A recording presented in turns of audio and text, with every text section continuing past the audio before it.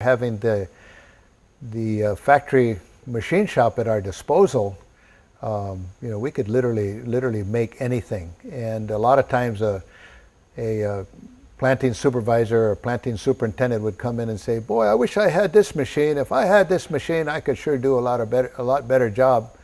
So I'd go get my favorite welder, Bulldog Gushigan. His name was Kaoru Gushigan, who was not only a real good welder, but he was also an artist. And he and I would scribble some pictures on the floor with some soapstone, and we would throw around some concepts and some ideas, and I would say, "Well, Bulldog, what, you get them?" He said, "Yeah, don't worry, I got them."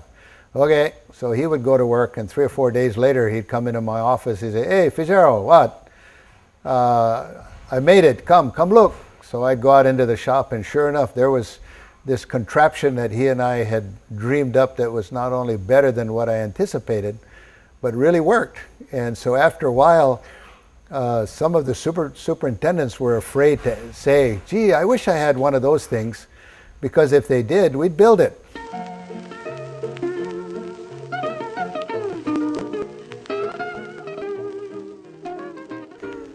One of the fun things about my job was to create an event and invent plantation equipment that was needed for the specialties that the different field departments required.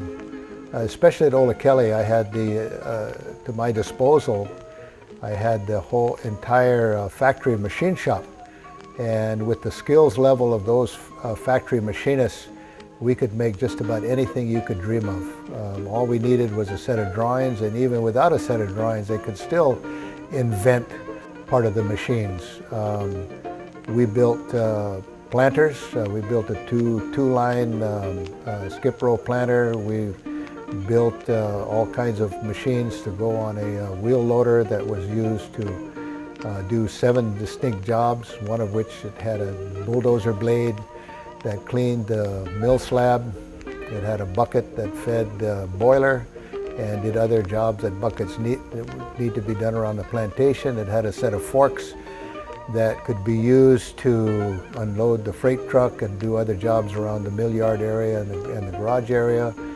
It had a very large set of forks that was used to pick up bunches of cane that had fallen off the top of cane trucks and move it either to the side of the road or load it into another truck. We had a special arch contraption that we used to replace the seed tank dip machine that used to put the seed into their seed bath, and when the regular machine would break down, then this wheel loader would take its place. We had another contraption we called the rhinoceros. It was a 3-pronged contraption that we used to pick up very large rocks and move them to the side of the field so they would get out of the planter's way. And so it was fun. It was an exciting time where we were able to create machines to fit the times.